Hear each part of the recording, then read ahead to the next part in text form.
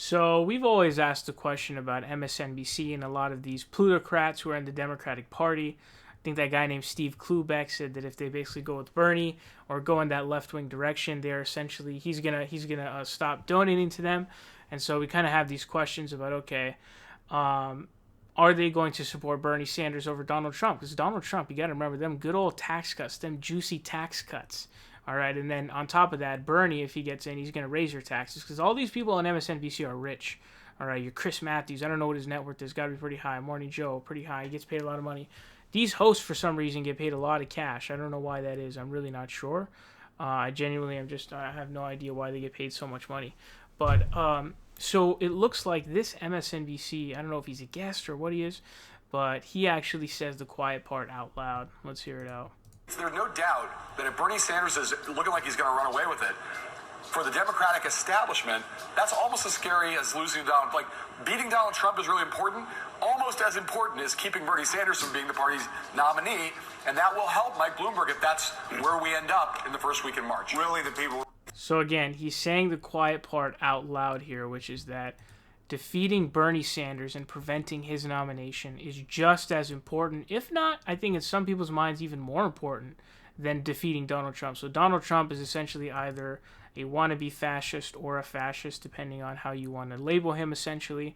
And he's eroding literally every institution that we have. Department of Education is a joke. EPA is a joke. We've got literal industry who are become regulators. So essentially every institution that we have is dead in this country. Literally, remember that whole Sharpie thing that he did with what did he say? I forgot. It was like the hurricane was going into Alabama, and then he literally drew it in, and then his own scientists in the agencies were against him, and he fired them who wouldn't listen. Like, we're talking about like serious like death of institutions here. Okay, our Department of Education doesn't know anything about education.